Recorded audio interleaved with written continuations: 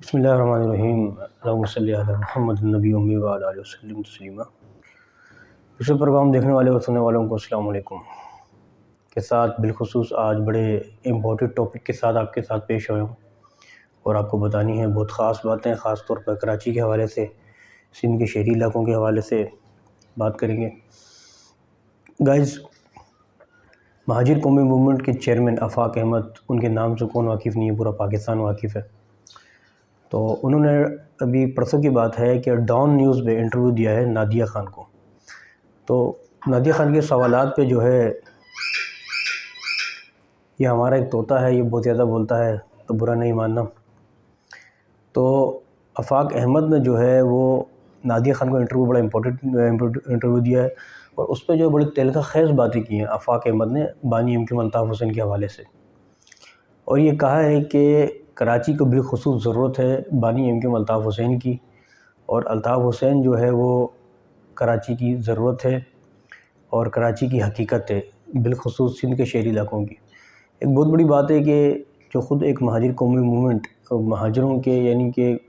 مہاجروں کی جماعت کے ایک چیئرمین ہے آفاق احمد، اور وہ جو ہے وہ پوری طور پہ 100% جو ہے سپورٹ کر رہے ہیں بانی ایم الطاف حسین کو۔ اب یہ دیکھیں، تو اس کے آگے پھر انہوں نے یہ کہا ہے کہ خاص طور پر انہوں نے پھر اس کے بعد جو ہے وہ، اب سب کو معلوم ہے کہ سیاسی تہلکہ مچا ہوا ہے، الیکشن قریب ہیں، اور 8 فروری جو ہے وہ الیکشن کمیشن نے اناؤنس کیا ہے الیکشن کے حوالے سے کہ عام انتخابات ہوں گے، جنرل الیکشن ہوں گے۔ تو خاص طور پہ آفاق احمد صاحب نے ایم پاکستان کو کافی کڑی تنقید کا نشانہ بھی بنایا ہے، اور پھر یہ کہا ہے کہ جس نے ان کو انگلی پکڑ کے چلنا سکھایا، آج یہ اسی کے نہیں ہوئے، اسی سے غداری کر لی۔ یہ یعنی کہ جو پہلے بھی کئی بار باتیں کی ہیں آفاق احمد صاحب نے، یہی نہیں بلکہ آگے چلتے ہیں میں آپ کو بتاؤں کہ اب تو بانی ایم الطاف حسین کی جو باتیں ہیں وہ بڑے بڑے چینلوں میں ٹرانسمیشن کے طور پہ دکھائی جا رہی ہیں۔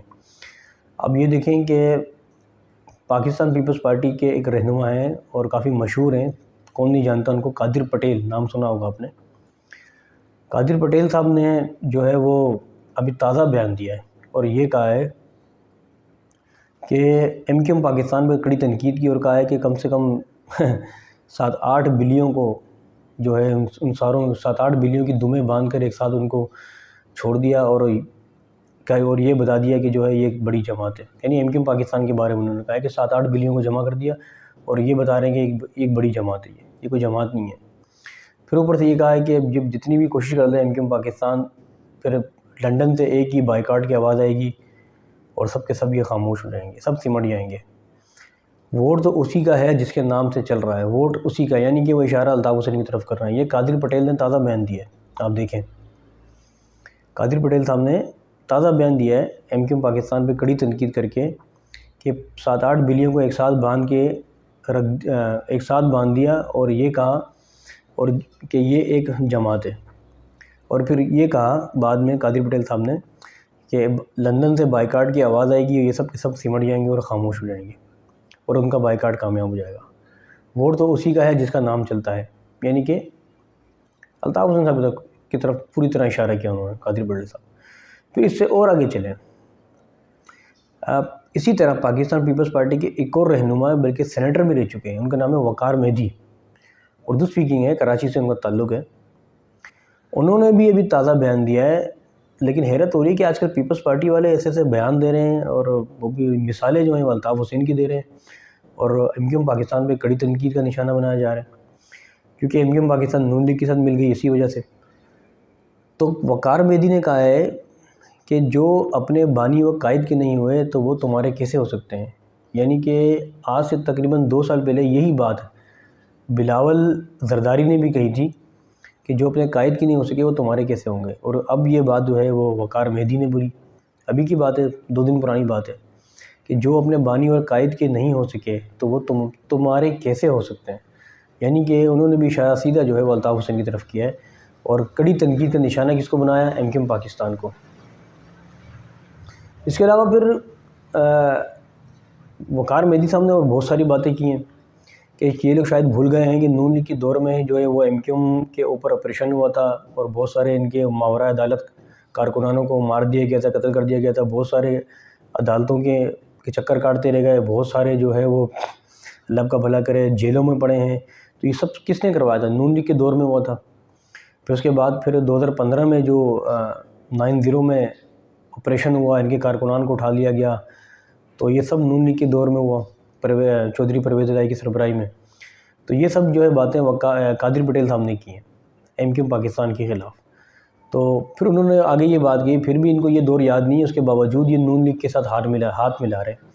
ان کا اتنا نقصان کیا گیا. کم سے کم نون لیگ والے، ایم کیو پاکستان والے، قادری پٹیل صاحب نے کہا کم سے کم اگر یہ ایم کیو پاکستان والے نون لیگ کے ساتھ اتحاد کر رہے ہیں، مرجن کر رہے ہیں، تو کم سے کم ان سے تھوڑی بہت معافی منگوا لیتے کہ نون لیگ والے آگے بولتے کہ ہم سے واقعی غلطی ہوئی، ہم نے آپ کے کارکنانوں کے ساتھ یہ کیا ہے، وہ کیا، آپریشن کروایا، تو ہم ان سے معذرت چاہتے ہیں، اور آپ ہم لوگوں سے ملاقات کر لو، مرجن کر لو، اتحاد کر لو، تاکہ جنرل الیکشن آ رہے ہیں اس پہ جو ہے اتحاد رہے ہمارا. یہ بھی نہیں کر سکے. تو کافی کڑی تنقید کا نشانہ بنایا جا رہا ہے آج کل ایم کیو پاکستان کو، اور بانی ایم کیو الطاف حسن کو سپورٹ کیا جا رہا ہے. دو باتیں ہو رہی ہیں. تو گائز آج کل جو سندھ کی سیاست ہے وہ ایسے چل رہی ہیں جو میں آپ کو بتا رہا ہوں. سب کو معلوم ہے گائز، اگر عوام، اب یہ دیکھیں کہ عوام، ابھی اب 2 دن پہلے میں نے سروے کیا ہے کراچی کے کچھ علاقوں کا، تو سروے میں صاف عوام، جس عوام سے پوچھو انٹرویو لو، تو وہ جو ہے وہ الطاف حسن صاحب کو ہی سپورٹ کیا جا رہا ہے آج کل ہر جگہ پہ. جنرلی طور پہ دیکھا جائے، پریکٹیکلی طور پہ، فزیکلی طور پہ، ہر طریقے سے جو ہے ایک بندہ اگر الطاف حسن کا نام لیتا ہے تو نہیں، ایک بندہ اگر بانی ایم کیو پاکستان کو سپورٹ کرتا ہے تو 10 بندے بانی ایم کیو الطاف حسین کو سپورٹ کر رہے ہوتے ہیں،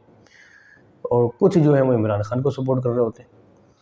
تو آج کل جو رویہ چل رہا ہے سیاست میں وہ یہ چل رہا ہے جو میں نے آپ کو بتایا گائز. کراچی کا سروے اٹھا کے دیکھ لیں آپ، سندھ کے شہری علاقوں کا سروے اٹھا کے دیکھ لیں، تو آج کل یہی ہو رہا ہے. بہرحال الیکشن کمیشن نے اناؤنس کر دیا 8 فروری کا کہ جنرل الیکشن جو ہے 8 فروری کو ہوں گے. اور اس کے ساتھ جو ہے وہ آپ کو ایک اور میں اپڈیٹ دے دوں کہ سندھ ہائی کورٹ نے جو ہے وہ عمران خان کی تقریر، تحریر اور تصویر کے اوپر سے پابندی ہٹا دی ہے. یہ آج کل بڑی اس پہ بحث چل رہی ہے. دوسری چیز یہ ہے کہ ایک جسٹس ہے، خاتون ہے شاید، ان کا میں نام بھول گیا،